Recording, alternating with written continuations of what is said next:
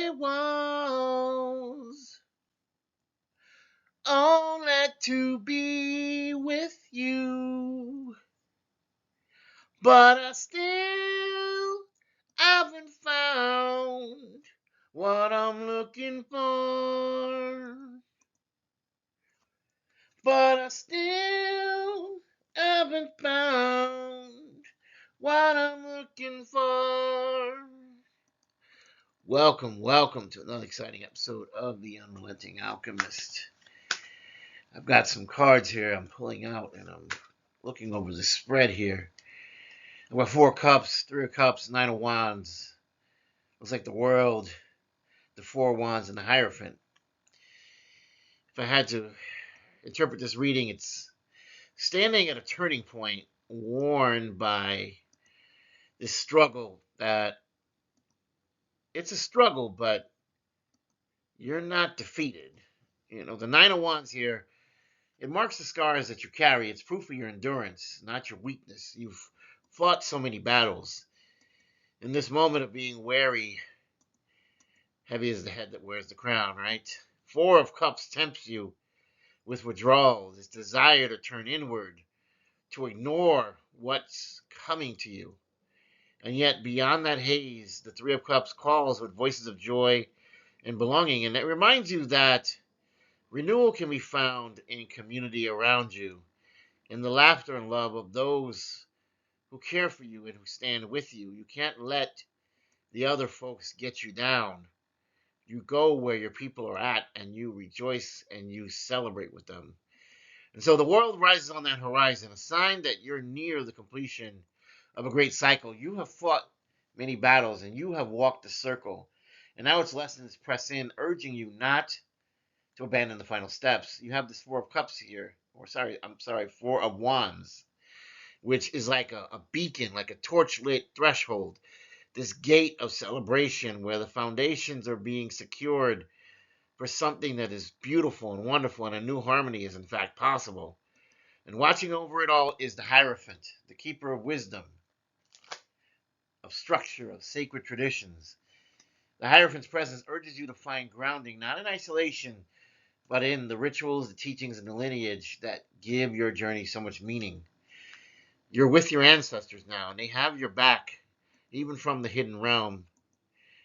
And so the story here is one of tension between this retreat and arrival. You may feel the pull to step back, but you need to run the course, fulfill what you came here to fulfill.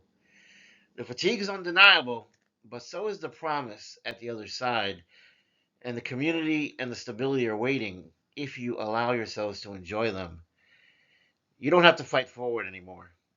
An opening is going to come already, and completion is your destiny. And so the weight of negative energy right now is very thick. I've been feeling it since Friday. It's as if betrayal itself has settled into the air. And so when the tides rise, they often begin so subtly and flare, tempting the spirit to indulge in weakness and comfort. Over the weekend, the lure was clear. Visions and dreams, whispers towards addiction and indulgence, suggestions that seemed harmless at first glance, but they are insidiously trying to force me or you, whoever this message is for, to compromise ourselves. And so you don't want to fall into that. I know I surely didn't. I avoided the urge to corrupt myself because you need clarity of purpose. I continued to endure the storm. I fought the good fight. I endured as a good soldier, and I resisted the shadows that pressed hard against me to get me to compromise myself. And so there was this false promise of release. You know, sometimes we may get urges, right? We may want to look at porn. We may want to relieve ourselves. And, you know, nowadays, you know, we're always told that, oh, this is just a simple act of release. It's no big deal. It's your body. You can do what you want with it. And it's true. It is your body. You can do what you want with it. But you should also be very discerning what you do with your body, because what might seem harmless or pragmatic is actually far more dangerous than you would ever know.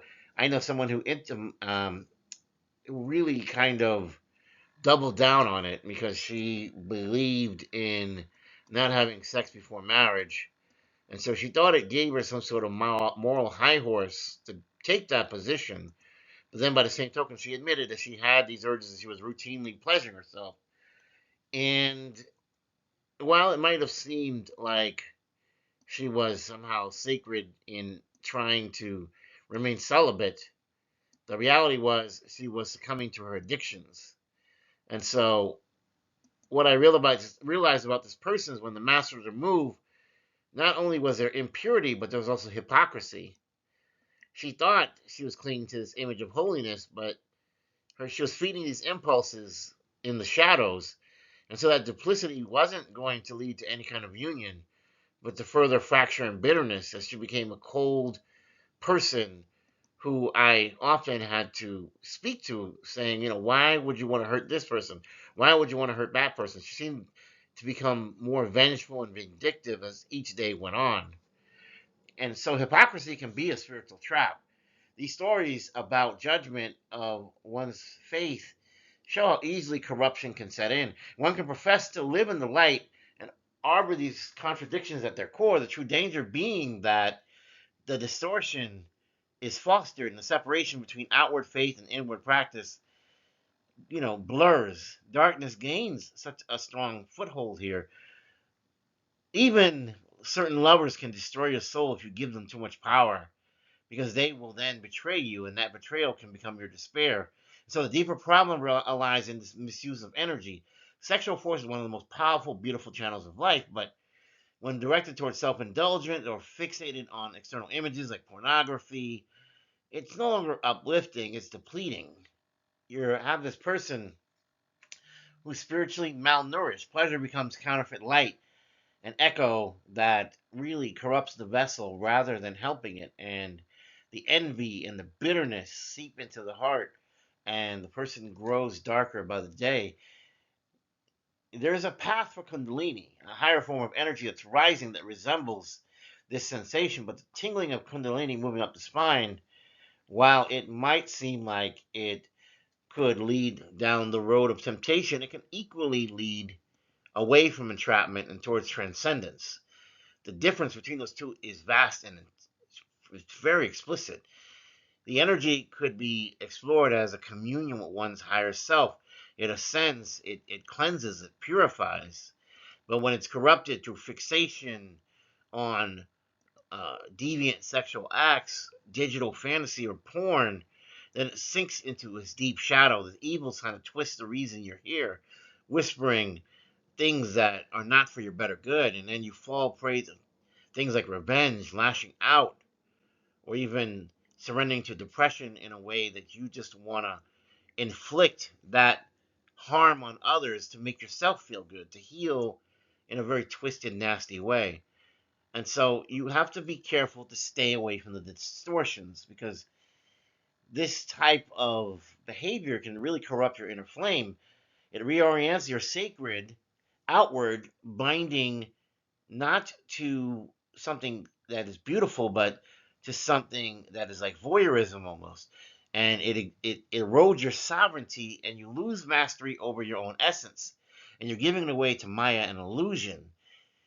This leads to further temptations to do damage, where the imbalance and the disease have taken over and the person doesn't even realize it. So you have to remain disciplined against corruption. Even a sweet tooth might seem trivial, but it can spiral into the same enslavement.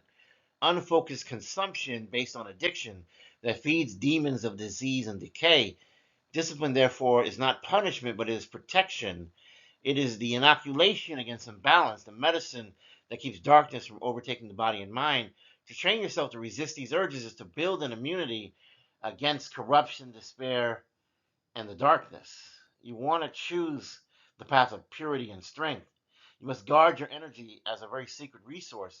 You don't want to waste it through these corrupted endeavors and channel it into dark outlets. You want to refine it through discipline and self-knowledge and keep turning it into light every day. Every choice, whether sexual, dietary, spiritual, shapes the conduit of the soul. Health, purity, and strength should not be based on indulgence, but should be based on the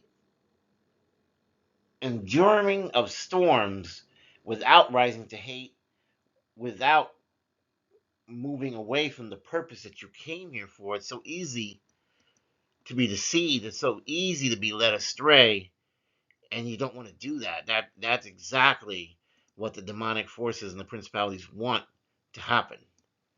So let's close this out with a prayer. Most High God, creator of all light and life, we're going to always lift our hearts to you in gratitude and awe, Michael Archangel. You carry the shield of the faithful. We ask you to protect us and stand guard over our souls and continue to lead us away from corruption and towards the divine light. Mayat, bringer of balance, truth, and justice, align our steps with the harmony of the cosmos. Let us be kind, never cruel. Kuan Yin, Bodhisattva of mercy, soften our hearts with compassion and teach us the strength found in gentleness. Buddha, awakened one, show us the path of liberation and the stillness beyond desire, beyond corruption. Dharma, sacred teaching, guide our minds to wisdom, illuminate the way, allow us not to fall into disease. Sangha, blessed community, please allow us to fellowship, support, find our tribe, and enjoy our community. And Most High God, you are the breath in our breath. You are the light within every flame. You weave the stars into their courses, and you hold the oceans in their bounds. And you have taught us to follow your rhythm, to act with justice, and to walk in reverence of the universe. Everything that we do, every thought, every word and deed are sacred, and they become an offering of truth. And we praise you for this, O Lord. Amen, amen, and amen. And if I don't see you, good morning, good afternoon, good evening, and good night. I love you. God bless.